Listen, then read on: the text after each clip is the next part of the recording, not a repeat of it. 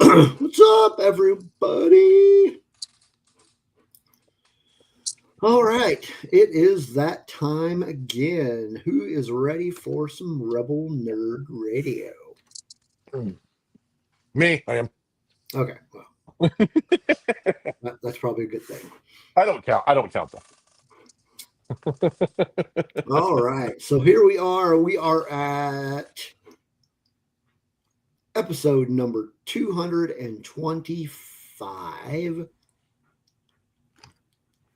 And we are going to be talking. Well, we're going to be asking. We are asking the question what makes Star Wars Star Wars? So, what is it about Star Wars that makes it feel like Star Wars? we get to do an interesting deep dive. Not really. It's just going to be shenanigans, but with a Star Wars twist, which it's always with a Star Wars twist. So Well, I mean, it is an important question, I think. it is. I think it is. I think it's a good topic because I think people have come up with that before. They've asked questions of what makes Star Wars Star Wars. So I think it's yeah. Yeah. Um, but yeah, we'll get into that after we get through with our other random nerdery. What have you been up to this week? Man, of course we did stuff, or we had Labor Day weekend, so fortunately for me, I did not have to be on standby, so which is a good thing. I didn't have to respond to work or anything like that. It was not my turn, which is good. And so because I was on that, I actually was able to have my first attend my first event with the Rebel Legion.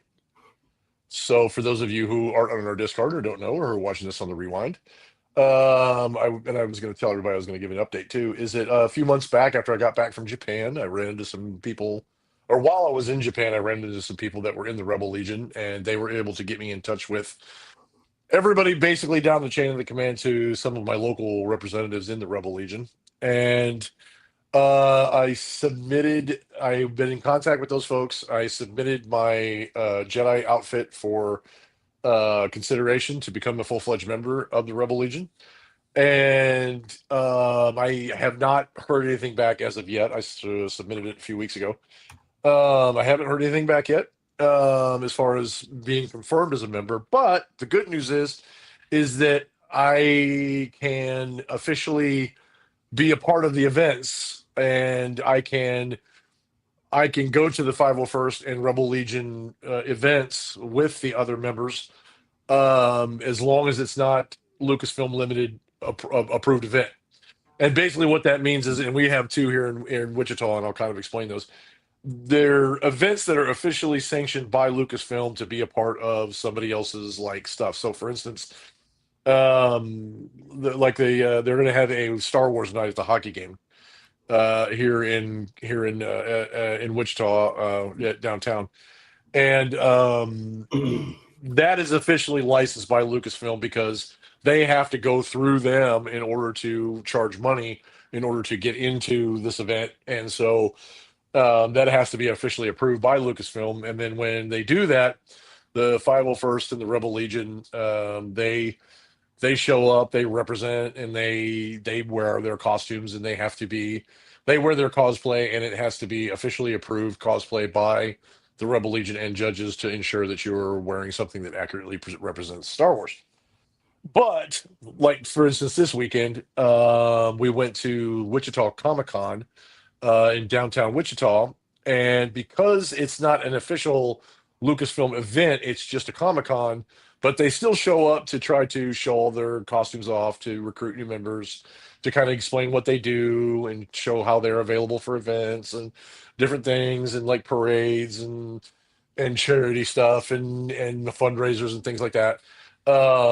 They try to go to these. They try to do what they can to go to these uh, um, Comic Con events. And so, since it's not Lucasfilm Limited, I didn't have to have an approved. I didn't have to have an approved Jedi outfit. I was actually able to show up in the. I actually showed up in the outfit that I submitted for consideration, including the new robe that was literally finished like 2 days before I actually went. So, because of that, and because of that it was not that, and I could wear whatever I wanted, and it didn't have to be the full approved outfit. I was actually able to show up with them. It was my first time actually meeting all of the local folks from the Rebel Legion and the 501st guys, and a lot of them, honestly, a lot of them are both. A lot of them have they have cosplays for both. Some of them, they have either like some of the guys will have a Jedi outfit, and some of them have like Imperial pilot outfits. And one of the more popular, Steve, you would have liked this one because one of the more popular ones that they had here is that one of the guys actually had a full-fledged approved Darth Vader outfit, and then a couple other of the guys had Inferno Squadron Imperial pilot outfits, Nice. which is really cool. They had Inferno Squadrons from Battlefront 2, so which was pretty cool. And then we had a couple other Jedi there, and we also had one of the Night Sisters was there. Kylo Ren, they have an approved Kylo Ren as well, which I'll have Steve throw up some of the photos here in a minute. Yeah, But here's some of the photos. here's some of the photos. I'll kind of explain these as they come up. So, for those of you who've never met him before, the young man in the Superman outfit in the middle is actually one of our Patreon, and that's one of our Patreons and a longtime friend of the show, Matthew. That's his son. That's there in the middle in the Superman outfit, and then you can see the second sister, Kylo Vader. And like I said, I'm second one from the left, so that's me in my brand new robe, along with the other members, the other Jedi members of the group, in that particular photograph. And this one I love, and poor Matthew is in the chat, so you guys will have to give him a little bit of crap in the chat and in the Discord.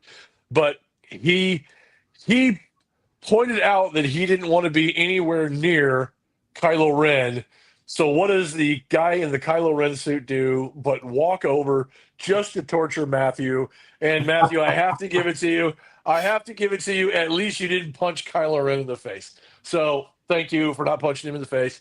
And yeah, so I got a chance to hang out with Matthew. And this is the gentleman all the way to the right with the yellow or with the dark yellow tabards is he's actually one of the Wichita area leaders, and then the guy on the left who is the Jedi Temple guard, he's one of the big helpers in the group, and he does a lot for the group as far as like coordinations and planning and stuff like that. And so yeah, these are the four Jedi that showed up that day, and we were able to take a picture. We had a fifth guy, but unfortunately he had to leave before we could take the picture. So but yeah, this was the four of us in the picture, and it was a great interaction. I've been worried about it this whole time because I didn't know how things worked. I didn't know how they functioned, so I didn't know what I could do. I didn't know if I was allowed to attend events, and they were like, "Oh yeah, you should have told us. You could have been attending events this whole time if as long as it's not Lucasfilm." And I was like, "Okay." I didn't know that. I wish I did because I would have been attending events a lot before this. And the guys that I hung out with, I hung out with them a little bit on Saturday morning, and then I hung out again with them on Sunday. And after we got done in the afternoon, I spent a little time with my daughter. But in the afternoon, after I dropped her off, we all went downtown Wichita and had dinner, all of us together with some of the members of the group that had showed up that day. Great bunch of people, fun to talk to.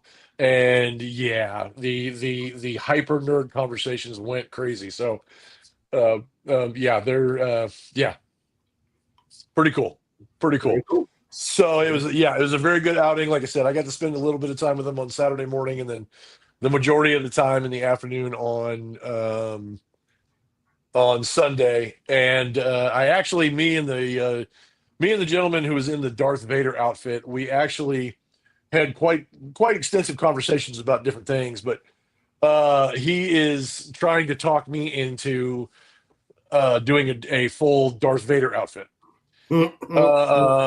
Yeah, he wants me to do a full Darth Vader outfit, and the reason why is because he's, I think, the only like maybe the only one. I'm not sure, but I think he might be the only one in the area who actually has a fully approved Darth Vader outfit. but he doesn't want to wear that all the time. He has other outfits that he wants to wear. And so he was trying to talk me into it, especially since I'm 6'5", and with the helmet on, I'd be almost 7 foot tall. So I'd be like a 7 foot tall Vader.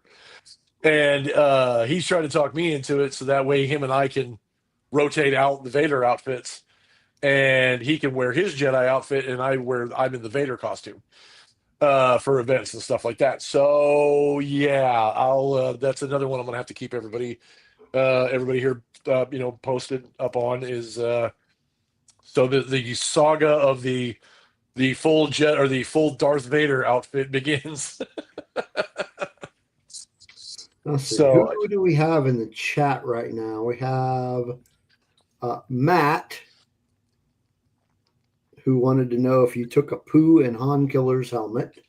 I did not, Matthew. I did Good. not. I'm glad that you didn't.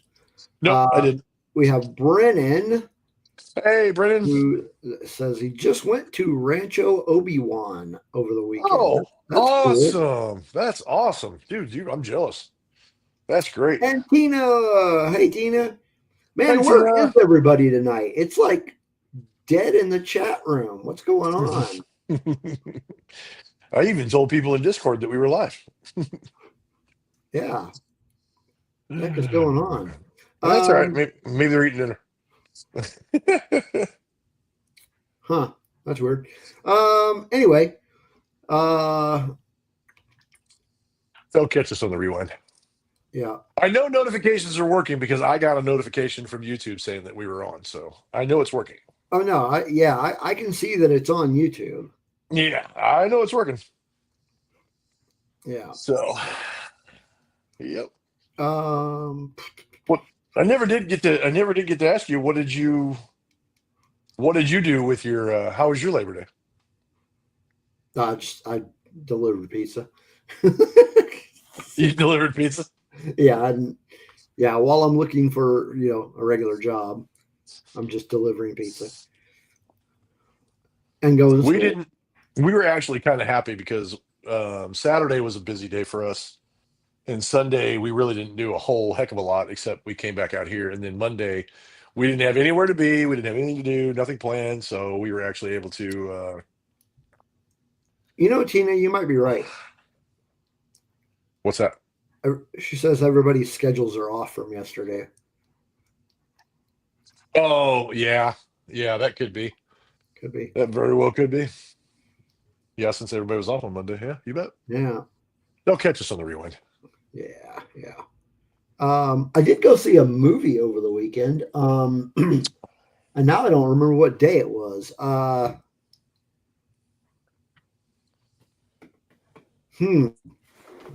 me check my movie theater app and I gotta tell you about one that I rewatched that I haven't seen in years. Well, that's what this was. It was at the theater, but it was a rewatch. Okay. Okay, so it was on the 31st, so that would have been Sunday. Mm-hmm. Yeah, I went to go see the 50th anniversary re-release of Jaws. Nice. So that was cool. Yeah. What did you watch?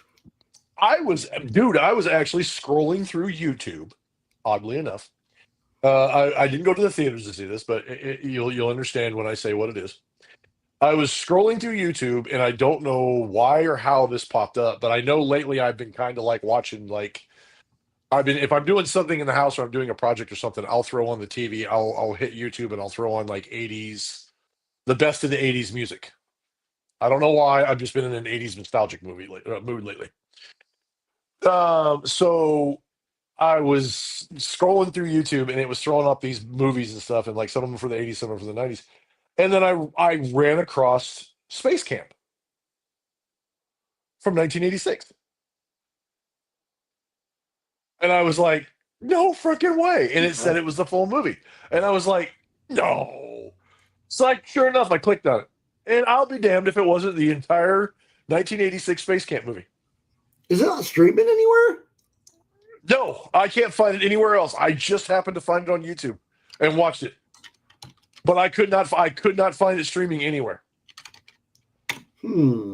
Yep. Like I said, I just happened to see it on YouTube, and it did not even dawn on me. I did not even think about this because I know like a lot of the movies that he wrote the score for. But guess who wrote the score for Space Camp? Wasn't it John Williams? John Williams. Yeah. He also wrote the score for Jaws. Yeah. It was a John Williams weekend. Nice. You know what though? I think, and I'm gonna check here. Yeah, I do too, Tina. I love Space Camp. I thought it was a great movie. But then again, I was a big NASA nut. And then the fact that they had references to Star Wars in it because the kid was like obsessed with Star Wars. Yeah. So and at the time his name was Leaf Phoenix, but it was actually Joaquin Phoenix. It was his very first debut role in Hollywood was in Space Camp. And they called him Leaf Phoenix at the time, but obviously his name's Joaquin Phoenix. But Yeah. That is kind of odd. I wonder why. yeah, I don't know why nobody has it, but nobody has it. Now they did say that the reason they said it didn't do crazy well. They said it did all right, but it didn't do crazy well. And they said the reason for it was because just shortly before the movie came out was the actual Challenger tragedy. The space shuttle Challenger had exploded not too shortly before that movie came out, Huh. and so they said Yeah. it kind That's of damaged. right. They said it kind of damaged the reputation of the movie a little bit, so they it said it didn't do as well. But I mean, it's got Leah Thompson in it. It's got Kate Capshaw in it. It had Joaquin Phoenix was in it. I can't remember the guy's name, but he was also in Revenge of the Nerds. He was the black guy in Revenge of the Nerds. Lamar. He played Lamar in Revenge of the Nerds. There's another guy in there. Tom Skerritt was in it. There's a bunch of like actors, big movie '80s movie actors, and people that literally started their career in Space Camp and Yeah. shot the movie. Yeah. So yeah, I got to sit down and watch that the other day, which that was pretty cool. That was pretty cool. Very. And I guess Monday for those of you, like I said, being a nerd, I don't care about but what I don't know what who's fans or not, but Sunday I actually or not Sunday Monday we actually sat around and watched which wasn't a whole lot, but we sat around and watched a bunch of September 1st Back to Hogwarts events. Mm. September 1st was Back to Hogwarts, and we watched the live streaming, and which they've kind of toned down a little bit, and I don't know if that's because they're kind of backing off a little bit until the new show comes out. So they Yeah. might be backing down just a little bit, but I do know that there for a while they were doing a live streaming show where they actually had people show up and they were doing a lot of the old actors and the guests, and they were doing a bunch of other stuff. And this was a big event they were doing there for a while. But this year they really didn't do a whole lot. They made some announcements. They said, welcome back to Hogwarts, and did kind of a thing. But I know King's Cross Station in London was actually doing a thing where they would count down to 11 o'clock on September 1st, and they would announce the departure of the Hogwarts Express from platform 9 3/4. Now they stopped doing that because it drew such a big crowd that it was actually disrupting commuters at King's Cross Station in London from actually being able to catch their train. Huh. And so they had to stop doing it. Yeah, they had to stop doing it because there was a lot of complaints. A lot of people were pretty upset about it. So that might be part of the reason why they kind of backed off a little bit, was because of some of that stuff. I mean, I would guess that's probably the reason, but I mean, who knows? But yeah, so we kind of sat around on Monday and kind of watched all the events that were going on for Back to Hogwarts Day. Hmm. So Cool. All right. Well, what is next? Let's do some housekeeping here. Social media. Where can you find us?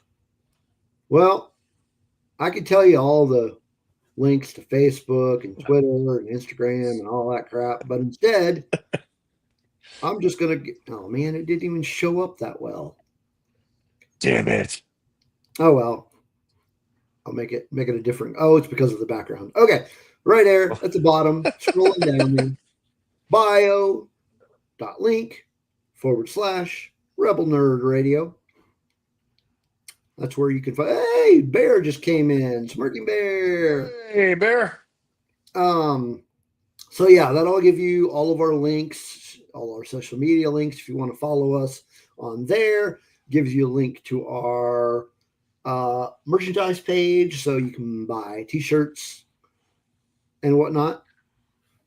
There is a link to our Discord, which is pretty active. No, Bear. No, it's not. No, it's pretty active. A lot of discussion going on there that isn't necessarily Star Wars related. We talk about a lot of stuff, except for politics and religion. Yeah, we keep that out of there. And if you're not in our Discord, obviously, I don't know why. I mean, what are you doing with your life? Yeah, what are you doing with your life? What are you doing with your life? Just come on. Come on. And then it also has a link to our Patreon site, where for $2 a month, just $2 a month, you can become a patron. And you just read that too. Dang, man. $2 a month, you can get all the exclusive and early access content that we offer, and you can get these nifty stickers that, you know what, Taco Cat's not even in here. What the hell, man? I don't know. Weird. So we have these stickers here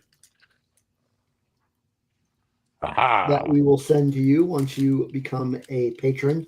But also, if you become a patron, you get these exclusive patron-only stickers that I can't seem to get out of the bag. There we go.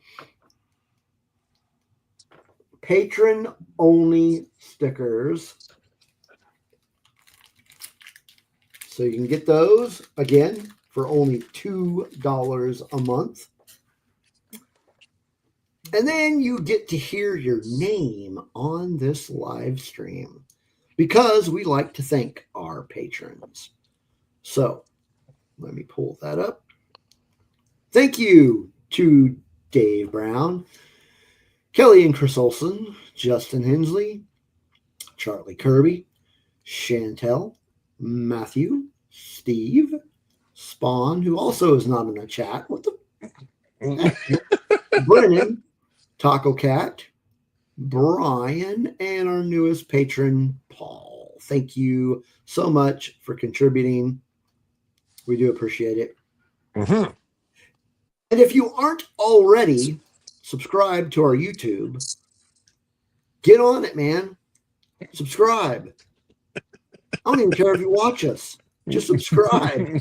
You don't even care if you watch us. I do care if you watch us, but no, seriously. Subscribe, hit the like button, comment, all that good stuff. Yeah, we're not actually asking you to watch our content. We just want you to subscribe to it. We just want you to subscribe so it looks like people are watching. Just so you can get that annoying notification that we're on and you knowing that you're not going to watch. And don't forget to hit that little bell thing, because that'll tell you that an episode is coming so you don't miss it. There's Spencer. Spencer is in the chat. How are you doing, sir? Perking Bear says he watched F4 over the weekend. He said it's a great movie. Cool. That is cool. I have to check that out. Oh, is it that racing movie? Yeah, it's the Formula One movie. Not a fan of FF after sitting with it. What? Sitting with what? What are you talking about, Spencer? Not a fan of FF after sitting with it. Are you talking about Fantastic Four? Huh. I have to get clarification. We're gonna have to get clarification on that one. Yeah, we need clarification on that. Yep. Yes, Fantastic Four. He says yes, Fantastic Four. So you're not a fan of it after sitting with it? I'm probably watching the movie. I'm assuming that's what he said. It wasn't bad. It just wasn't great. Hey, there's Gap. He showed up on time. Look at there. Hey, yeah. Everybody's trickling in. They're trickling in now. Yeah, I mean, it was fine. It was not a bad movie by any stretch. It just wasn't great. It's like, okay, I still haven't watched it yet. it came, it went. I was like, all right, there it is. There it is. It's It was done. definitely no Superman. I keep seeing stuff from that thing pop up in my feed all the time. All the Superman movie, all the time, and Yeah. most of it's the thanks for taking care of my dog, bitch. Got to get ready for Supergirl next year. Yeah, that's they're pumping that pretty hard. That's gonna be awesome. Yeah, that's cool. All right. So we got that out of the way. What is next? Oh, we're going to talk about new Star Wars comics. Nice. We still have not gotten a name for this segment. Although I was thinking we could just go with Galactic Panels.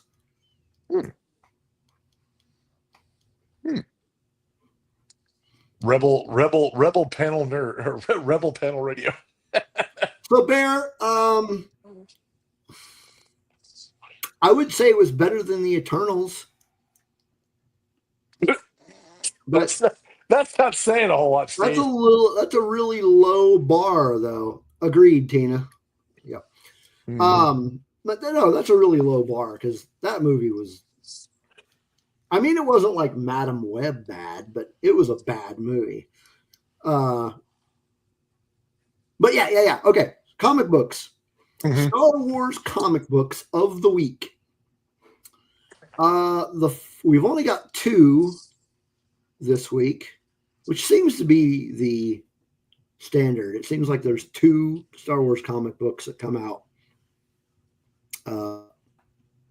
every week. But the first one is Legacy of Vader, number 8. Nice. This is a story about Matthew's favorite character, Kylo Ren. Yeah, Kylo Ren. And I have not been reading this. I'm gonna try to get caught up with this.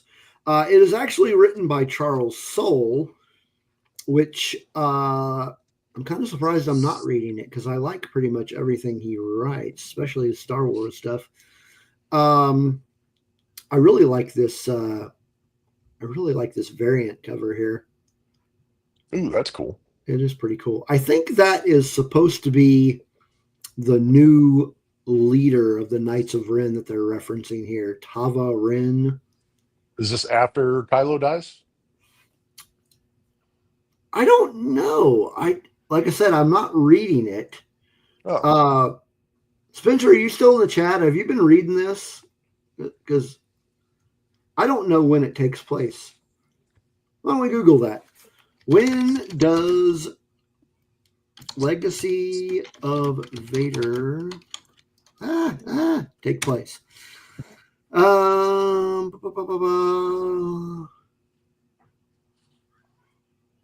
Wait a minute. What? Was there a different story called Legacy of Vader? Because this is talking about early days of the Galactic Empire. And it's talking about Vader's early years. What?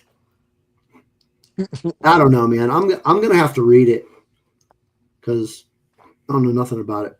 But if it's got Kylo Ren in it, obviously it doesn't take place in the early days of the Galactic Republic because he ain't even a freaking sperm yet. Well, technically he is. I don't know about that.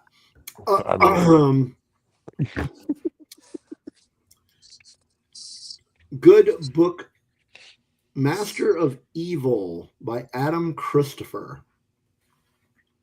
Is that a comic book? Didn't you watch? Yeah. Oh, that's a regular novel. That's a real book, Gap. I don't know about that. I don't have the patience. I try to read novels from time to time, but my ADHD has gotten the best of me. Okay, next Star Wars comic book. This is actually new. It's the first issue of a new series called Han Solo Hunt for the Falcon. So it is the time before The Force Awakens. Where's the Millennium Falcon? So I guess this is after after the Falcon gets stolen from him. But yeah, I'll be picking this one up. Looks like it could be an interesting story. I'm not sure what this variant cover has anything to do with.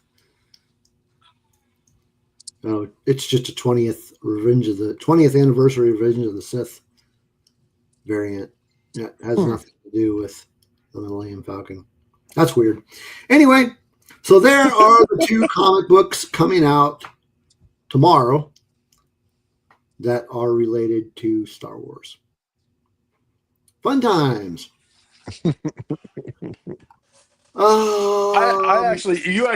Speaking of comics, you actually would be impressed. I was out goofing off with my daughter. We were just hanging out and stuff, and she was in kind of a mood, so she was kind of willing to go along with anything I wanted to do.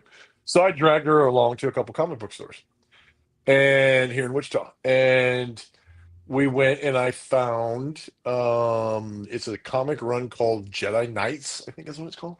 Mm-hmm. It's in the other room. It's called Jedi Knights, and I guess it's going to be like a 10-issue run. But the guy said it's really good, and he said he was actually ditching the rest of his Star Wars comics because there was just too many, he couldn't follow them. But he said he was going to be keeping that was the only run of Star Wars that he was going to be keeping. I think we've talked about that series on this show before. I think you might have mentioned that it was available, but I haven't actually. I don't think we've talked about it other than just the run of it. Just mentioning that it is coming. But I think they had an issue number 6 or 8. I can't remember which one. Yeah, the next issue comes out on September 10th, and it is number 7. Okay. And then so I found issue number 1, and I bought all the variants they had. There was several cover variants.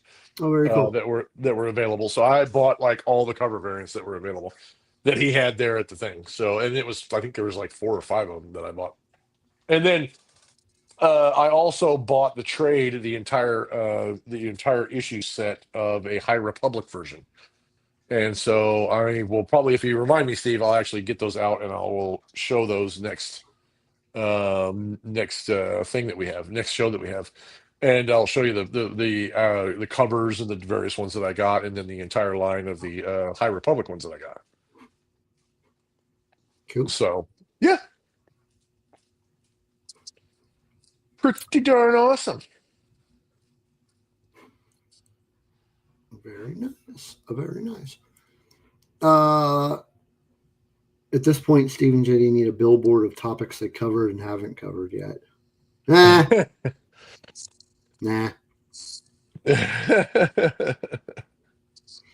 We just have to remember. Because sometimes here's the thing, Smirking Bear. We only have one segment called Thingies. And it wasn't even the name of the segment when we started the whole thing. It was just simply show and tell. Yeah, it was show and tell time, which I and then some people in the chat, and I won't name any names. Tina, sorry, what was the thing? But yeah, I mean, so there's not really a theme. There's not really a thingy theme. It's just, yeah. Speaking of thingies, it is time for us to show our thingies. Let's show our thingies. It's funny because we can always come up with new thingies all the time. We could come up with new thingies. I've actually got 2, so I'll do one, and you can do yours. I'm going to do one, so go ahead and do yours first while I pick which box I'm going to grab. I'm ordering a hanger for this, so I thought I would show it. I picked up the 40th anniversary for this one when it came out, and I had to pick up this one when the other one came out. So I bought the canvas version of the Revenge of the Sith Nice. 40th anniversary poster. And I've got it, like I said, I'm getting a thing. I'm getting a thingy for my thingy. I'm getting something for it to display it properly in the canvas. So, but yeah, I got the poster. So I'm ordering it off. So full of crap. Yeah, you are definitely full of crap. But yeah, Oh, so you yeah, think Teams leaves that one. yeah, so yeah, I got that. Like I said, I'm going to order I ordered a hanger for it off of Amazon. So as soon as I get that in, I will show that to everybody. But yeah, my Revenge of the Sith. Very cool. My Revenge of the Sith anniversary canvas poster. So yeah, That is awesome. that's been sitting in there since it came out because I wanted that poster because I thought it was freaking awesome. So I was like, I want to get this hung up. So I ordered a thing for it, and I'm like, I better show it so that way people can actually see it. So my thingy, Tina, you are dishonoring things by putting an emoji in there with a halo on it. I'm just saying. Is a box that JD gave me. So before we left for Rebel ScumCon, he dumped a bunch of stuff at my house. And there are several of these boxes. I have not opened these. I have no idea what is in these boxes. No clue. It does say Culture Fly on it, though. Mm-hmm. So, I don't know. It could be anything. So, here is the box itself. And I'm about So to what open that was box. is I got that for a little while. I kept getting that for a little while, and what they were monthly subscription boxes that you pay for. There's like a bunch of stuff in here. Oh okay. yeah. Okay. Yeah. So here is a canvas art print. I can't see the print.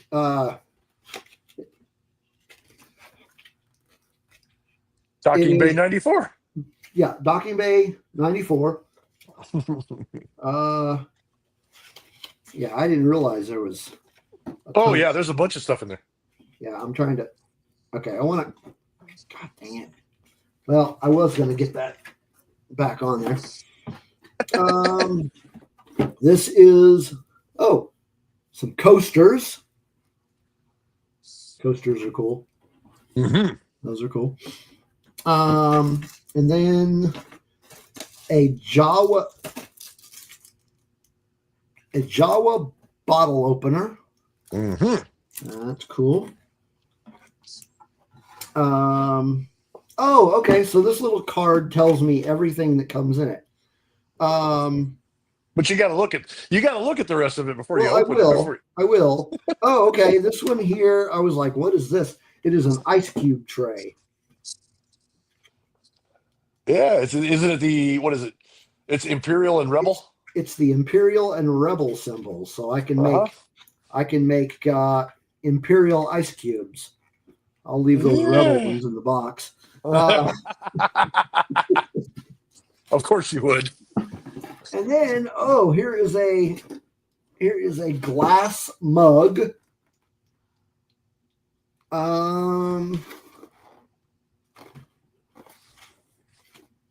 Doesn't say how big it is, but oh man, the styrofoam is all whacked out. Oh, okay. This isn't a coffee mug. This is like or is it? I think it's a coffee mug. Get off me. Styrofoam. God. Shit's gonna be all over my room now. Okay. Okay, I'm trying to. Man, it's flying all over the place. You got it on your face. I really don't know. Now it's on my hat. I don't know if I'd put coffee in this or not. Oh no! That's more like a root beer mug. That's more like a root beer mug, yeah. Uh-huh. or beer. Yeah, or beer, but you don't drink beer, so it's got to be root beer. I don't drink beer. Yeah. Anymore. No root beer for you, or no beer for you. That's all right. But the box is pretty cool though. So, I mean, it is a cool mug. I will probably just display the box somewhere after I get all this freaking styrofoam out of here. And then here is a tote bag. Most Eisley Cantina. Most Eisley tote bag. That's pretty cool. Yeah. I wonder if all this stuff is supposed to fit in that. I don't necessarily think so. I don't know. And then here is an R2D2 pencil holder. I mean, I'm sure I could put something else in it because I don't really have any pencils. You can always find something to put in it.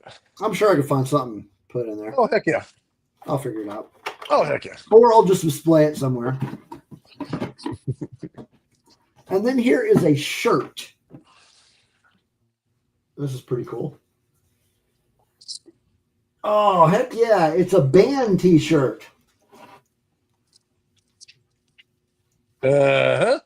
It is Figurindon and the Modal Nodes Galactic Tour shirt.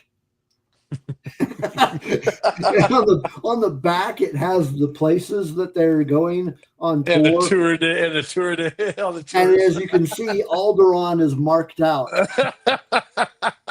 That's awesome. See, unless you're a big Star Wars nerd, you're not going to know that. Nobody's going to get that. Yeah, you're not going to get it. Yeah, you're not going to get it. But we are all Star Wars nerds, so. Oh yeah, so we know we kind of get the context. We definitely get it. We definitely get it. So that's cool. And so, oh wait a minute.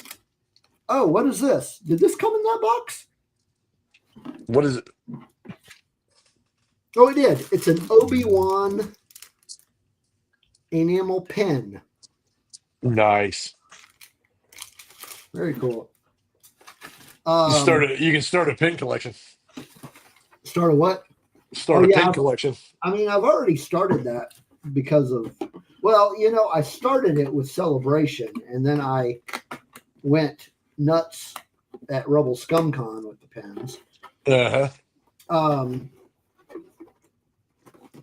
I actually all the stuff that I have, all the stuff that I had tonight, I didn't buy at Rebel ScumCon, but I still have more stuff from Rebel ScumCon that I'm going to start showing again next week. I just had to get this stuff out because I wanted to get it out of the room. I need to get it moved.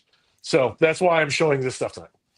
So, yes, Bear, a person could do whiskey and Coke in that mug, but I do not drink liquor anymore. Yeah.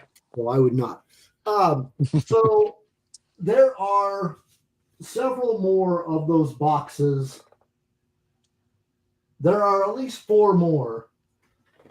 I'm looking around my room to see if I can see any others. No, there are 4 more. Yeah. Of those. And I will talk about those on another edition of Showing Our Thingies. Right. Hey, Joy. Hey, Joy. Yellow. You just missed me showing my thingy. You had several thingies in your thingy. Yeah, I had several thingies, and I had a box of thingies. Box of thingies. I actually have. I'm going to be backed up. I'm going to be backed up on thingies for a while because I actually got my new HasLab in. Oh dear! But for future that's reference, gross, man. There's a good chance that Matthew, that's nasty. There's a good chance that you folks will get a live version of that because that will probably see what end up Matt wrote in here. Steve only drink Boba Fett's bathwater. That's disgusting. That's just nasty. That's just nasty. Nasty, I tell you. But yeah, I got the new HasLab in, people, and just for you know, it will probably go on this shelf. I just got to get things reconfigured a little bit.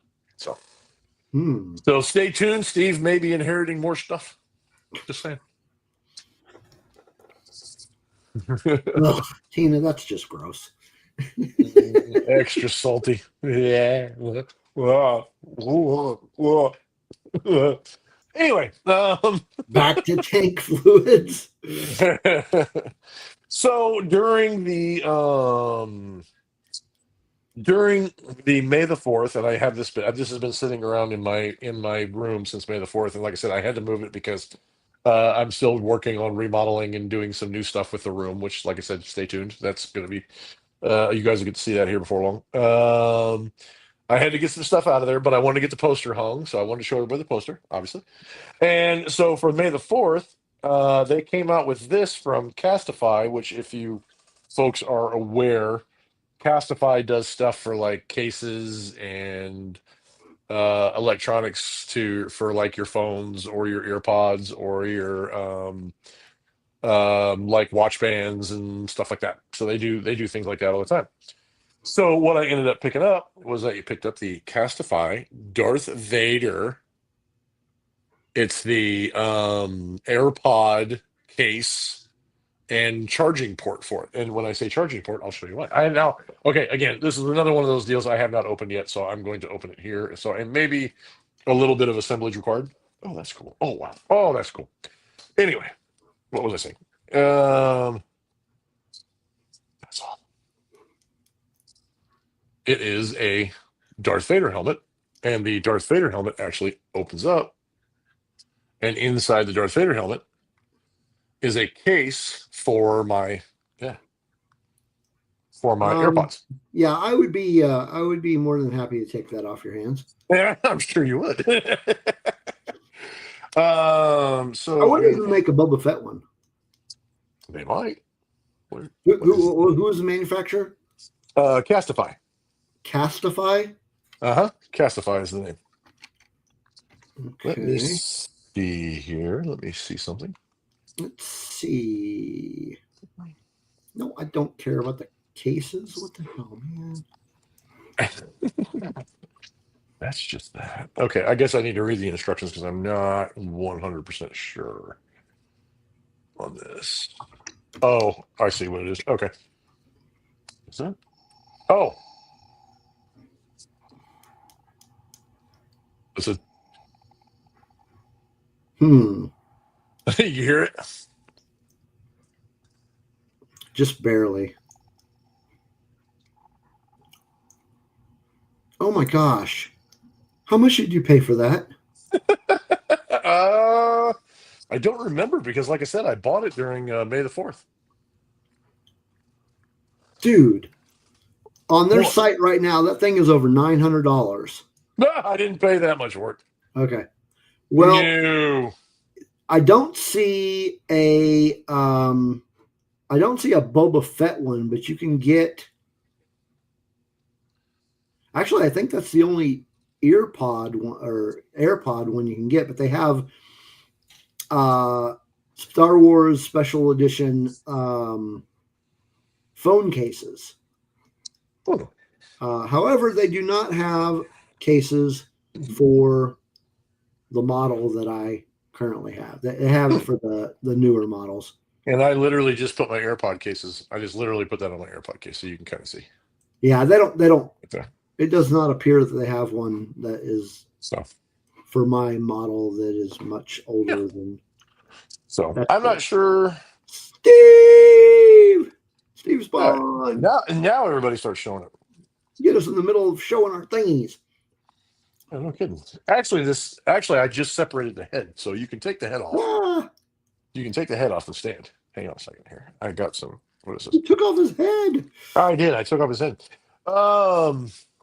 Now you can. Okay, I guess so. What you can do is you can use this as a storage case because the Darth Vader part. Can you hear that?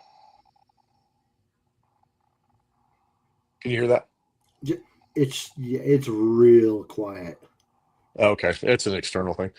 But anyway, it's if you touch right underneath here, it actually has a button that you press it and the Darth Vader sound, the breathing sound comes on. But you get a little stand and you can actually separate it like that. So you can just, if you wanted to, you could just set it on something like that and keep it. And then it has its own independent battery on the bottom.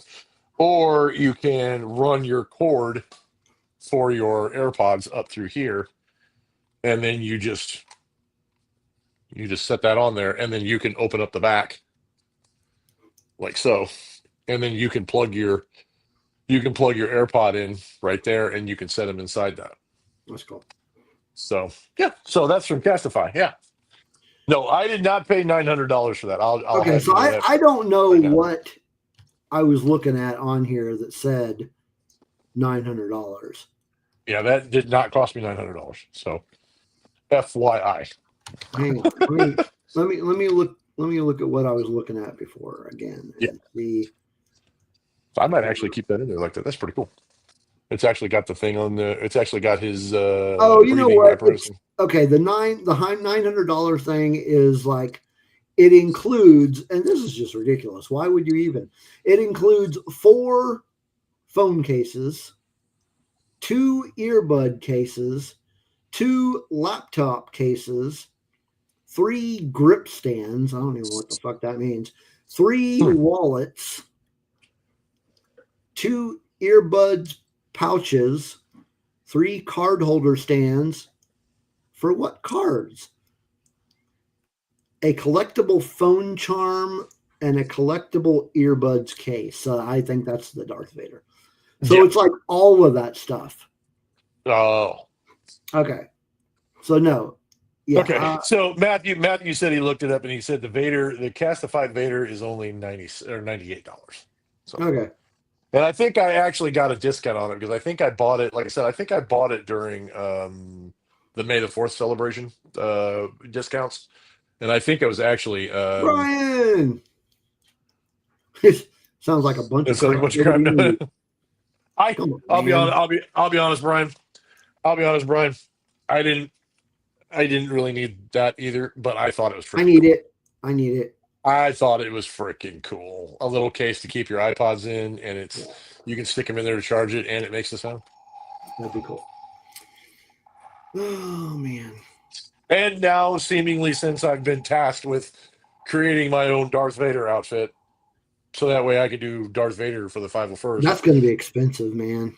Yeah. If you're going to get it 501st approved. approvable. Yeah, it has to be screen accurate. Yeah. Yes. That's going to be rough. So I mean, obviously I have, you guys probably can't see it, but I have the Black Series Darth Vader. I mean, you can kind of see it. It's right there. That's right there. I asked them about that, and they said that is not approved. You can't use that. No. So there are places that make custom helmets, but one of the guys that actually had his Darth Vader outfit, he said that he got the shoulder and he got the shoulder piece, the whole shoulder cowl thing piece. He got that made and the helmet made by a guy who does them custom. And he said he highly suggested that if we do it, those are probably, besides that and like the chest piece electronics that light up and then the belt electronics that light up, he said those are probably the most expensive pieces that you'll order because of the electronics, because of the design, because of everything that has to go into it. And he said he highly suggested that you get at the very least the shoulder piece and the helmet from the same guy, because then most of the time they use the same paints to do the helmet and the chest piece so that it actually will match. Yeah. So yeah, he's actually going to get me information on that. Nerd resume. I collect Star Wars shit I don't need, but I think is cool shit. That's fair. That's fair. I mean, that's pretty much the whole thing. Yeah. So you know what? This is the first week of September. I do actually have another thingy to show. Uh-oh. And this is a real thingy. Uh-oh. Have I told you? I'm sure I know that I had to do this at the beginning of August. I had to have. Do you know about the calendar? Yes. Didn't you tell me about the calendar? The cat calendar. The what? The cat calendar. Oh, yes, the cat calendar. Yes, I do. So here's the story. So, oh God, my grandkids bought me this last year. They bought me this angry cat calendar. So it was a different angry looking cat for every month of the year. So next year come around and they wanted to get me a different cat calendar. And this one is quite more disturbing than the Angry Cats. But here is your cat balls for the month of September. So every month I get to see a different set of cat balls. The people in your life with the sense of humor that they have. Yeah. Brian was so close. The calendar of cat balls. Technically, yes. Technically, yes. Technically, yes. I mean, there it is. There's the butthole, but cat balls are so fuzzy. So, yes, Tina, they are. Thank you for pointing that out. Yes, that is. Thank you for pointing that out. Yeah. So that was a very good guess, Brian. All right, and that's it for show and tell time. That brings us to our main topic. What makes Star Wars a Star Wars? So, oh, wait a minute. What Brian has something to say here. It's very important. I once gave a calendar of pooping dogs as a. Remind me, Brian, never enter a Secret Santa thing with you. I'm just saying. Just gonna throw that out there.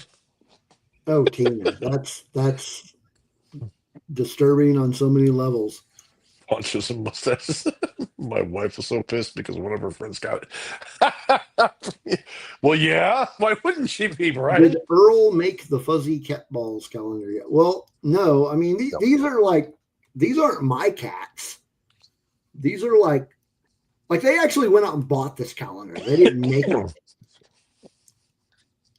Anyway, what makes Star Wars that would cause Steve to have to ask if his cat has photogenic balls, and I just don't think he wants to do that. So this topic was actually recommended to us by a patron, Dave Brown, who was our first patron, and is our sometimes guest co-host on Kryptonian Chronicles. Recommended this one. And so and don't forget, for you Patreons, Kryptonian Chronicles is early for you folks, so if you get a chance, watch it. But for the rest of you, it will be released a couple weeks after we film each episode of Kryptonian Chronicles. So don't forget. There are cat testicle models out there. Are we still on this subject? No, we're done. We're done. We're done. We're done talking about cat balls. On this topic. We got to talk about Star Wars. Okay. So I had a conversation with Dave earlier today about this. Okay. And it was an incomplete conversation because I was like, I've got a theory. And he was like, do tell. And I'm like, well, you're just going to have to tune in, which it doesn't look like he's done that. At least he's not in the chat. If he's watching, if he's watching, he's being a lurker.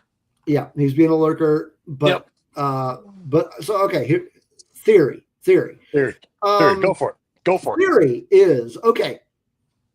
The overall and overarching theory, however you want to describe that, is what makes Star Wars Star Wars. I would say the Force.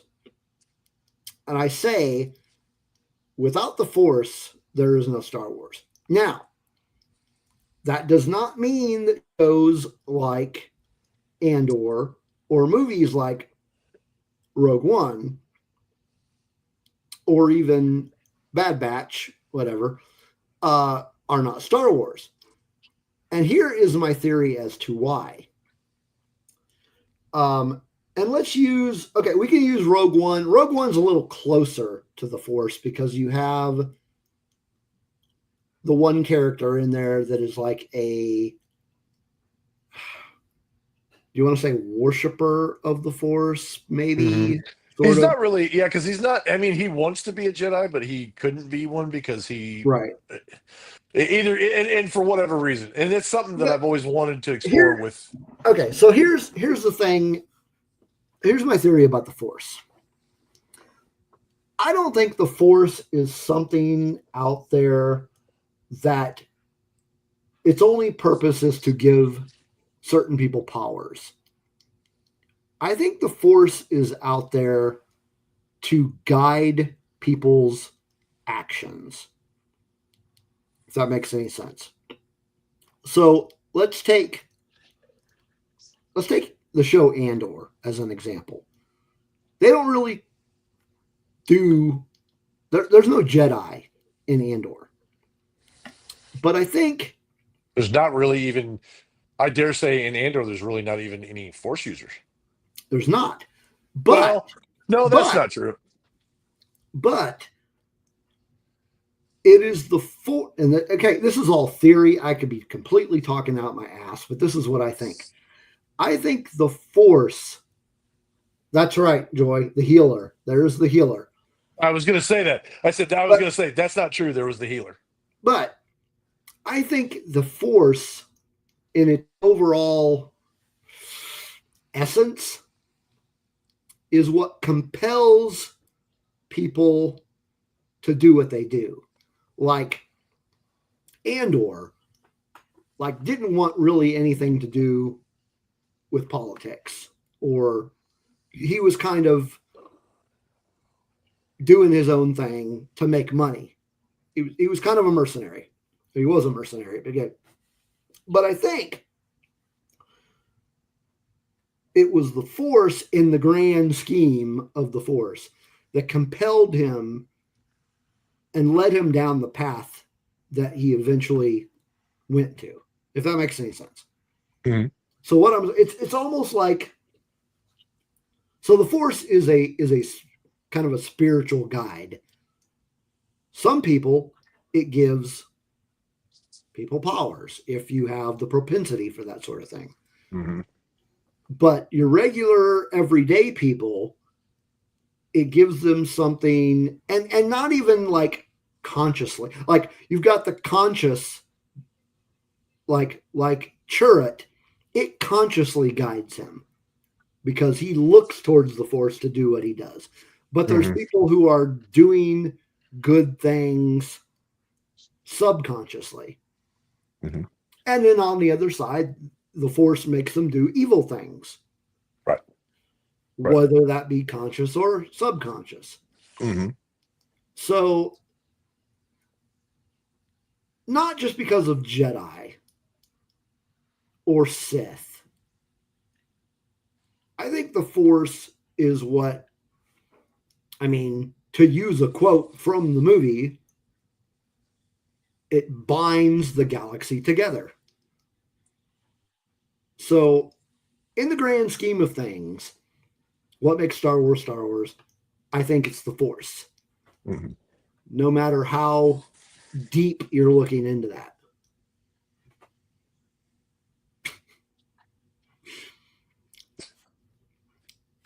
Jesus, Matthew. You're trying to. Yeah. So that's the first thing I think is what makes Star Wars what it is. Mm-hmm. What do you think? I agree. I think that I think the Jedi and the Sith are important in it though because I don't I think that uh, it's Star Wars is within the context of the Force and within the context of the pedigree that is the Force. The Jedi and the Sith, it's not just about when we think of the Jedi and the Sith, we think about the actual people. It's more about the duality between the two sides of the Force, and I think the Jedi and the Sith represent that. But if you follow it, it's like going down. It's like going down a tree. At the top of it, you see the Force, and then the bottom of it, you see the Force. You see the Jedi and the Sith. But you can't have the Empire without the Sith. You can't have the Rebellion without the Jedi. You can't have each one of these things, and each one of these things is kind of pivots around the fact that the Force exists and that this war between two different factions of people who have learned to use the force to benefit them, or to, well, basically to benefit them in their goals, is basically what it is. And it's all a matter of, like I said, darkness versus light. Because I don't, because like you said, the force kind of, in a lot of ways, may guide the events, but at the same time, there's bad people out there that are motivated by other things that are also using the force. So to me, and this is why I always I kind of reject the idea of the Mortis arc, and the fact that there may be like beings out there that exist that are like demigods, or like they're stewards of the force, or they control the force. I don't like that idea, because to me the force has always been just this power, that it has been this energy that has been created by all living things. And this is something that we learned from the original trilogy. The force is this thing that's created by all living things. It surrounds us, it binds us, it surrounds us, it penetrates us, it binds the galaxy together. And to me, this energy has never been on one side or the other. It just is what it is. And our choices and who we are and what we choose to do in the moment is the defining characteristic of which way, how the force affects us, and or affects us. I say us. It affects the characters in the movies. And the Jedi had learned how to, in the early days of the Jedi, through like the EU books, learned how to use that ability. They learned what was useful, and they learned what would drive a person towards temptation, towards what they believe to be their interpretation of the dark side of the Force. And because of that, they formed a code that they would use to instruct. They used it to instruct the Jedi as they went along, where the Sith were more like, we just we just do whatever feels right. We just do whatever we want, whatever our heart desires we want. And if our heart desires destruction, if it desires conquest, if it desires this, then that's what we use the force for. And that duality between the Jedi and the Sith has kind of guided the galaxy in a lot of ways, because they're the two, not only factions, but they're the two dominating factions of the Force and of Force users. But you also have others. I mean, obviously, you have others that have shaped the events, but in the end, their ability to come out as the top ranks of those who had the ability to sense and use the Force has shaped the galaxy. Because again, if it hadn't been for the events of the historical pedigree and the events of the Jedi versus the Sith, and or Jedi versus Dark Jedi, and then the Sith, and then so on and so on, you would not have the galactic conflict that we saw in the OT. You would not have the rebellion. You would not have the magic and mysticism behind Darth Vader, and then again the duality with Luke in the original trilogy. So yeah, I agree with you completely. I think the Force has a lot to do with it.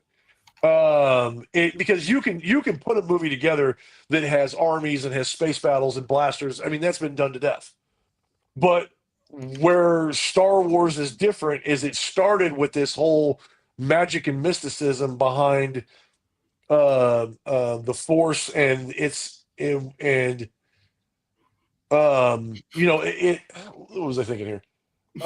It started out with this mystery behind what the Force was and what it was, and the mystery of who the Jedi were, and this history that was passed down by Obi-Wan to Luke about what it was, and him trying to tell him about it, and us not knowing who they were, and saying that there was this mystical battle between the two of them that has always taken place, and Darth Vader had succumbed to it. All we heard are these legends and these stories, but it manifested in these movies, and we didn't know much about it other than what we were told through the character's eyes, through a certain point of view, if you will.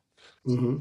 And so without that, you would just have a movie about space battles. You wouldn't really have a movie that deals with, that has something about it that makes it unique and sets it aside from other just sci-fi battle movies. And Yeah. over time, the pedigree has grown to such a degree that you could take elements out of it and say it's still Star Wars, but it doesn't it still wouldn't have that feel. Because, like, Skeleton Crew, for instance, Skeleton Crew was a fun show. It was great. Yeah. It brought back a lot of kids' memories. But what made it Star Wars? What gave it that? What gave you that notion that it took place in the Star Wars universe and had to do with Star Wars? It was because the planet that they were living on was cut off from the rest of the galaxy, and the kid, well, one of the kids knew about the Jedi, but he just knew the legends and the tales. He didn't really. He never was ever really to experience any of that. And so when he got out into the real world and he was actually experiencing when we went along with their journey and we got to see the outside world, then we started to hear about these legends and these ideas and these things that had come up about what the planet was, what it was a part of. The deception that what's his name's character had brought to the table about saying that he was a Jedi, but he really wasn't a Jedi. And he was just a Force user who was a con man and happened to be a pirate. But it was the legend and the lore that they threw in along with this space adventure, and going back to and revisiting some of the things that we had visited before in Star Wars that made it go, oh yeah, this takes place in the Star Wars universe. Yeah. So I mean, there are certain things about Star Wars that let you make it known that yes, you are watching Star Wars, but aren't necessarily like essential. Well, like it could be something in any type of movie saga. Let's take, for instance, like the diversity of planets, cultures, characters, like species.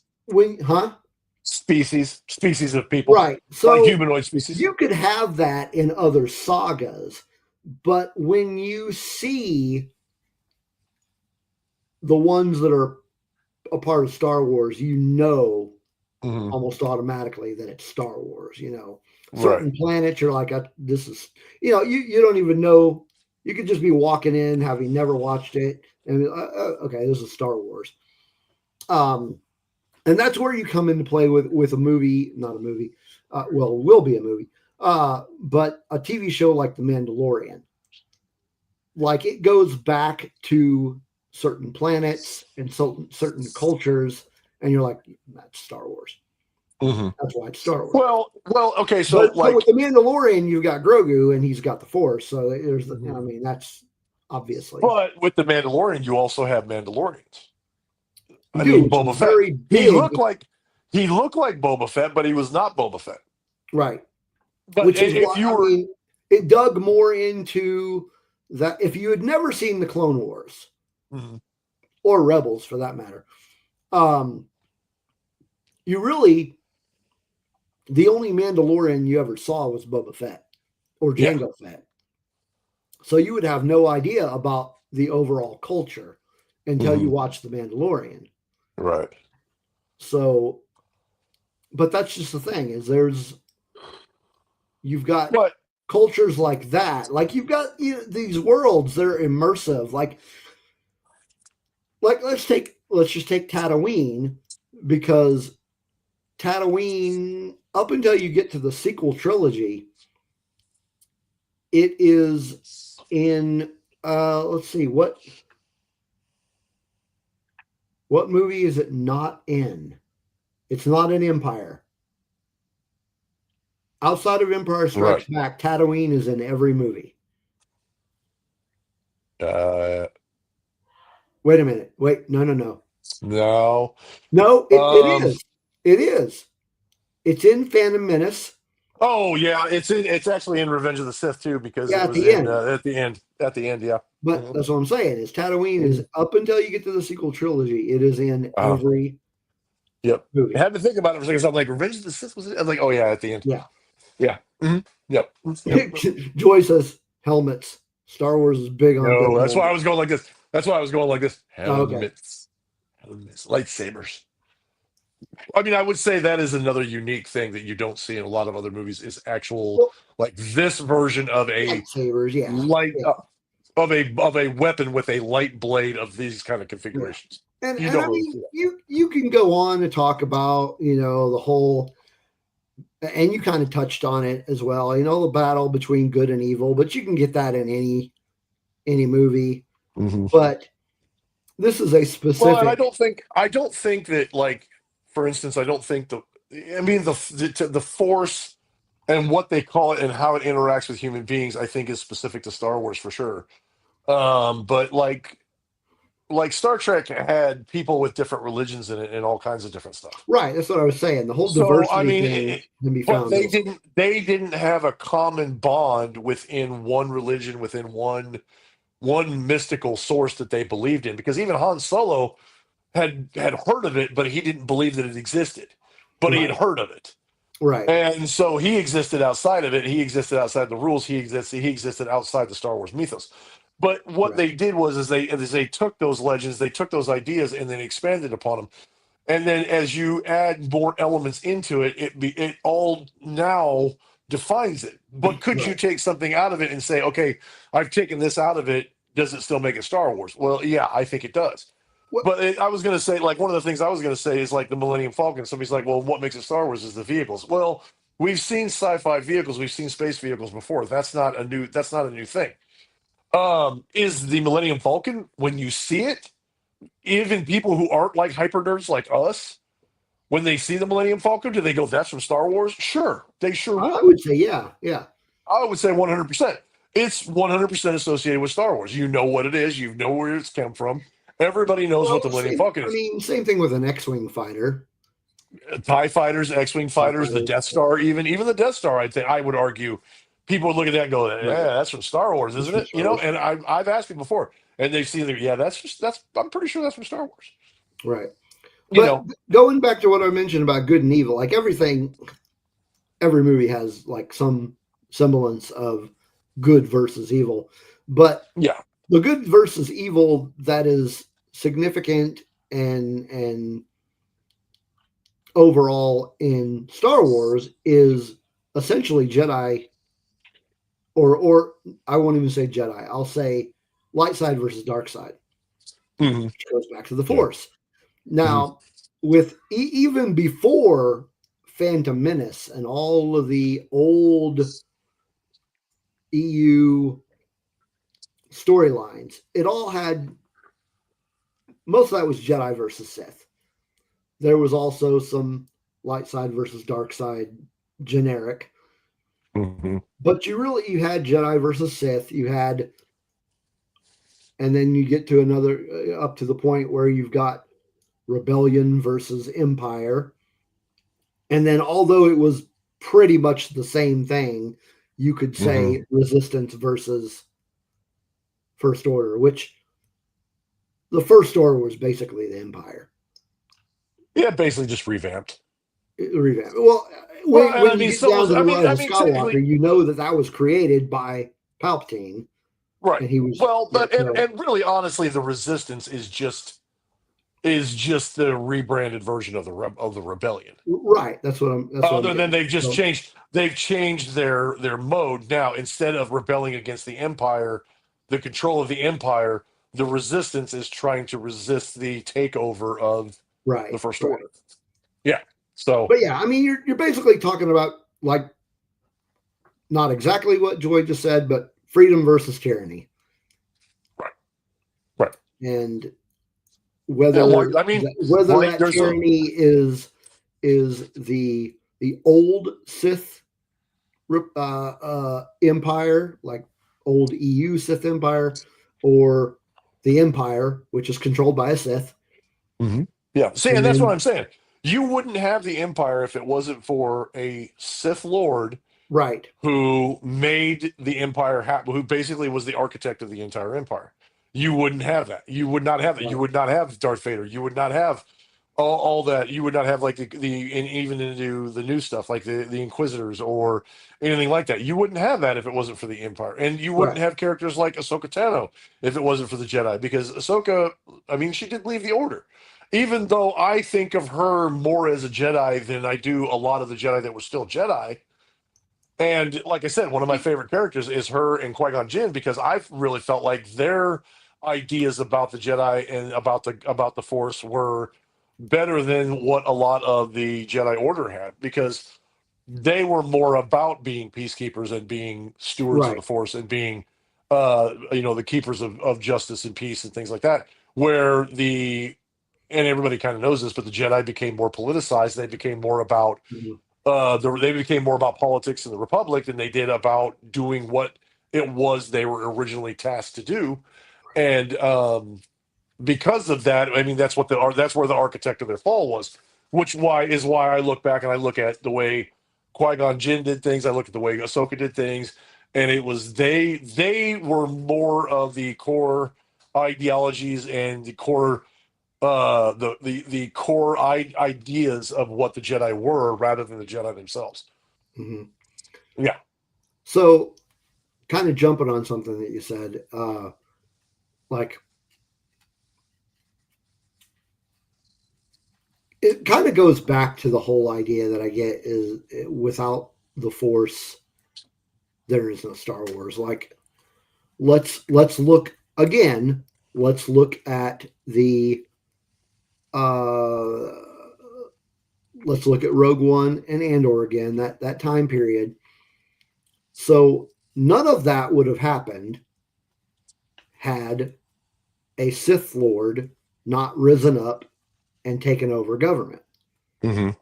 So even though they didn't know it, they were fighting the Sith. Mm-hmm. So that's why I said subconsciously the Force is, I wouldn't say directing their actions, but guiding Yeah. their actions. Mm-hmm. Well, and see, Smirking Bear kind of said something too, and I know this is kind of going off that tangent a little bit, but he's talking about like the droids, and that kind of like it kind of goes back to what we were talking about before. They took the core ideology of the Force and the dark versus the light, which manifest in the Jedi versus the Sith and the battles that they had across centuries with each other, and Mm-hmm. then they took in the thing like the uniqueness of the ships, the colorful uniqueness of the droids from C3PO to R2D2 to BB-8 to Chopper to all the different droids, how they interacted, what they did with the universe, all those kind of things. And they started building upon those. They built upon those ideas, because when they came out in the OT, obviously because it was like the 70s and 80s, we didn't get as much of that as we wanted to until you get to like the expanded editions of the OT. But when we got into the prequels, it like hit us in the face with a hammer. It's like, holy crap, there's all these droids and all these ships and all this stuff. And the prequels just blew up with the whole idea of the design. How far can we go with the ships? How far can we go with the droids? How far can we go with the different species that exist in the universe? And it really just expanded upon that original idea that all this was out there. We just hadn't seen it yet. And then the next thing you know, boom, here it is. And then like the sequel trilogy dealt with more like the legends of it and dealt with all the legendary aspects of it, like the original characters and Mm-hmm. their stories, and then how it was going to affect the future of Star Wars and the future of the galaxy going forward and things like that. And then you add on top of that, you add you can even say you add But the yeah. pedigree. You can see you can also see kind of like the EU books, how they expanded on the lore, the comics, how they expanded on the lore, even the visual guides from all the movies and all the different Mm-hmm. vehicles and different things, and then they just started taking this one little thing that was about this big when it came to the OT, and it just started blowing up and expanding into this thing that's even bigger.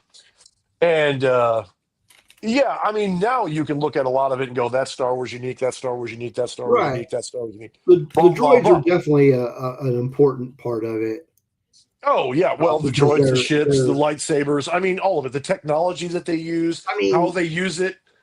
I mean, I dare say, there's even a comparable difference. Like if you watch, and like I said, I'm a Star Trek fan, so I'm not dogging on Star Trek. If you look at Star Trek and you look at the ships are fascinating, but the ships in Star Trek are designed around a military-esque style hierarchy, right. where you have these entire crews and they're built around like a space navy, like you would for the military. Right. And they're very clean, they're very organized, there's a hierarchy of captains, there's discipline, there's all this kind of stuff. Hmm. Where Star Wars is very rough, very gritty, very dirty. There's pirates, there's bad guys, there's chaos.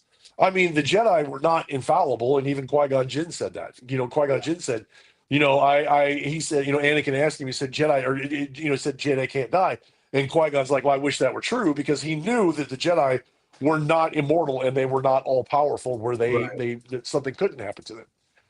And so, yeah, as you go forward from watching the OT into all the others, they just keep compounding and just they keep piling things onto those pedigrees to where we've got not just the Jedi, the Sith, but we have an entire history of it through the EU, and hopefully through Disney, when they do their higher canon, we'll get to see that, and we're seeing that with the High Republic. So we're seeing the history of the High Republic, so we're building pedigree there, and the Sith, and the Mandalorians, and the Pike Syndicate, and the cartels, and then and the Hut Clan, and so on and so on and so on. Hmm. So now all of these elements have started to expand into being more things that just add to what to us today makes Star Wars and why it's Hmm. unique and what's so interesting about it. So Joyce said, Andor did a good job of showing non-Force users who supported the Empire because they benefited financially or otherwise from it. Hmm. Yeah. Well, and on the other side of that too is they also showed people that were resistors of the Empire and how it affected them and what they had to go through in order to resist the Empire and fight back. Right. Yeah. Right. Yep. Let's see, what is Smirky Bear said? But again, George had a that heyday of his expression of the Star Wars universe in the prequels with the technology of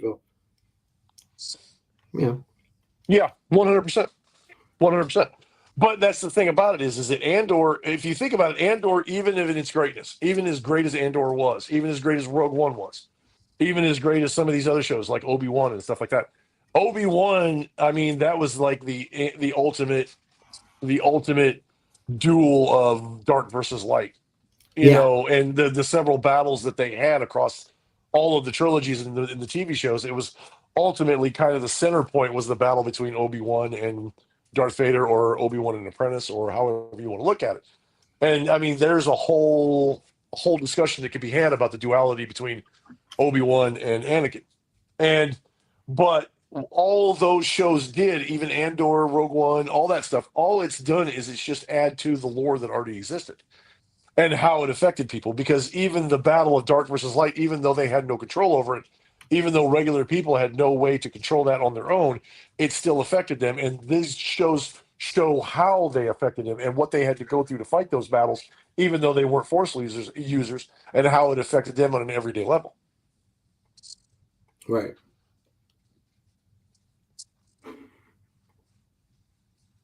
Obi-Wan was also fighting his own darkness. Yeah. Yeah. Yeah. Oh, I don't. Yeah, I think that a lot of them. I mean, really, honestly, the Jedi did because they had such the rules that they had is just learning from past mistakes that they made through attachment and different things, and that's why they had such strict rules on who you could attach yourself to, who you could align yourself to, what personal possessions where you could have, what it meant. All those rules were built up over time, obviously, and it's because of situations like that. Because unguided, untrained, or being able to not fall back on the Jedi Order, or like Master Yoda or Master Qui-Gon, Obi-Wan's descent into darkness from like basically PTSDs was, I mean, it was pretty severe. I mean, Yeah. it was a pretty bad deal for him, and you could tell that in the Obi-Wan show. And he didn't have a support group. He didn't have anybody to help him get through it. He had to fight through it himself as and remember his training and do it. And you could tell that by the conversation that Obi-Wan has with Qui-Gon at the end. You just weren't ready to see because he had not worked past that and gotten away from that.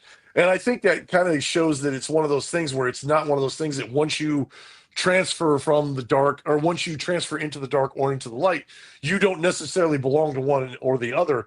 It's all a question of your choices and what you do.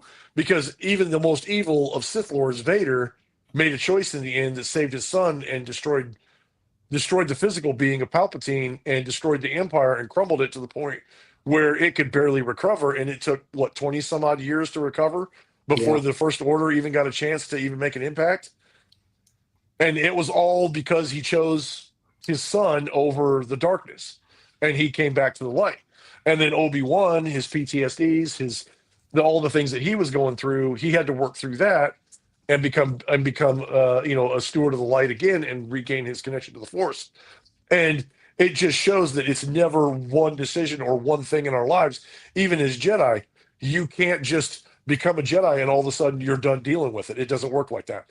Yeah. You're constantly put in positions and things that could make you go one way or the other. And that's why, like I said, I respect I liked the fact that the Force was mysterious and in and of itself, it was benign, and it was our choices that gave people the moniker of whether you were part of the dark or the light. It was all about the choices that we made, not about the darkness just pulling us in. But the darkness could pull you in should you use it in the wrong way because of the choices you were making. It was an effect on you because of hunger, lust for power, destructive capability, the fact that you could be all powerful and you didn't have to answer to anyone. That was all about the choices that you made. It was not about what the Force was doing to you. It was how you were using the Force negatively and how you were controlling it. And human beings and humanoids in all the humanoids in the Star Wars or the characters in the Star Wars universe is what affected that and what created that. It was not the Force that did that. Yeah. Yeah, Joy. I mean, yeah, it's 100%. It's 100%. I think the balance of the yin and the yang. 100%. That's what it's all about, and it's not. It's a endless circle until the day that you are no longer here. In the Star Wars universe, until you transfer over. Who knows what happens after that, because they've never really addressed that. But it's the constant battle of making sure that you keep that balance on one side or that one side or the other to ensure that you don't fall on one side or the other. So to wrap the discussion up, it's very simple. Without the Force, there is no Star Wars, because the Force is central to the whole narrative. Yeah. Like I said, you can do it like roots of a tree. Okay, obviously, without the Force, there are no Jedi, and there are no Sith. There's no lightsaber battles. There's no Force abilities. And no need for lightsabers. Lightsabers are pointless. Yeah, there's no galactic conflict in the way that it was portrayed. Mm-hmm. So essentially, without the Force, you just have another random sci-fi fantasy saga. And probably at that point, if you took out all that, if you took out the Jedi and the Order and the Rebellion and all that stuff, basically what you would have is you'd end up having a space criminal / pirate organization. It would be it would be a space pirate show. It's about all it would be. I think, in my opinion. The Force, in the overall sense of the word, is what makes Star Wars unique. The Force is what binds the Star Wars galaxies together. Right. It is what makes Star Wars distinct from other sagas. The Force at its core is what binds the Star Wars universe together. Right. So but again, the Force isn't all about space wizards with magic swords. There's more to it than that. But damn it, that's the fun part. But it is still what, like you said, binds the galaxy together. Yeah. So If you have any other comments after listening to this or watching this on the replay, let us know what you think. Tell us we're full of crap if you think we're full of crap. Again, these are all. So, yeah. So, my opinions do not represent Lucasfilm. So, No, we okay. opinions. Not only do our opinions not represent Lucasfilm, but our opinions do not necessarily represent in a way they don't represent your opinions. These are topics that Steve and I discuss. We encourage you to discuss them. We encourage you to throw things up in the comments. We encourage you to come into the Discord and further the conversation, and just be a part of it. It's just something we like to throw out our ideas because we love talking about this stuff, and we are completely open to discussion. We are open to disagreement. We are open to constructive criticism. We are not open to toxicity. We're not open to politics. We don't care about politics. We don't care about the religions of the world. We care unless it's Star Wars politics and it's Star Wars religion, then we'll talk about it. But it needs to be Star Wars related because that's what. That's a good point, Joy. That is a good point. Yeah. That is a very good point. But yeah, we are open to discussion. We are open to criticism. We are open to have open conversations and debate. 100%. We're open to all that. And basically our opinions are to do just that, is to spark discussion, spark friendly conversation, and to be able to do it if you come into our Discord and you do it, or if you decide to come in the comment section on YouTube and do the same thing, we are totally open to that too. We'll answer you and try to get back with you with some. We get deep on the Discord. Oh yeah, we get all kinds of deep on the Discord. But yeah, and like I said, this does not necessarily mean you have to share our opinions. This does not necessarily mean we're binding ourselves to that opinion. We are just having a discussion in the moment about a subject that happens to do with Star Wars. And we encourage all kinds of conversation, as long as it's not toxic. If you're toxic, we'll kick your ass out. I'm just saying. Yes. So thanks everybody for hanging out with us in the chat. Thanks to everybody who's out there watching and that was not in the chat. Thanks for everybody watching on the replay. Thanks for everybody listening on the podcast version, which there are still several of you. Nice. Next week, we actually know what we're going to be talking about next week. We actually know ahead of time what we're talking about. We actually put together a list of all of the topics that we were like, so these are the ideas that we have. We need to get them scheduled. Yes. But this one is what we're going to talk about next week.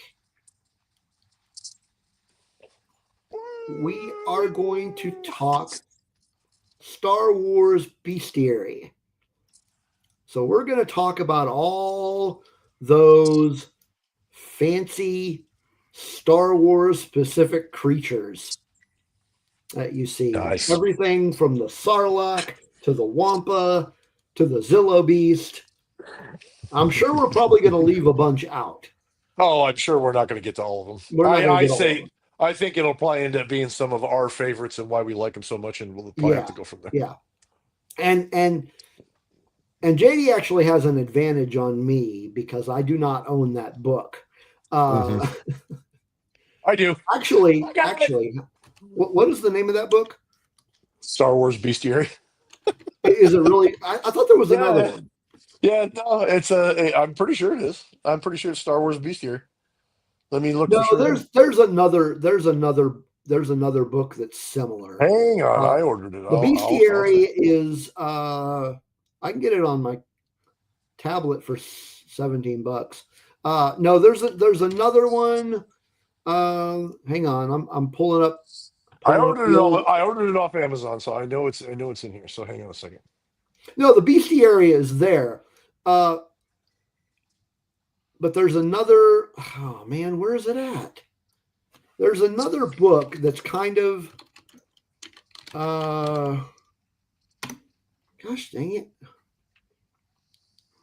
It isn't the Bestiary, but there's another book that I think is kind of. I think it's put out by the same people that do the. Oh, never mind. This is like I found it. It's like a little kid's book. Never mind. that is not what I was thinking of. Okay, so yeah, the Bestiary.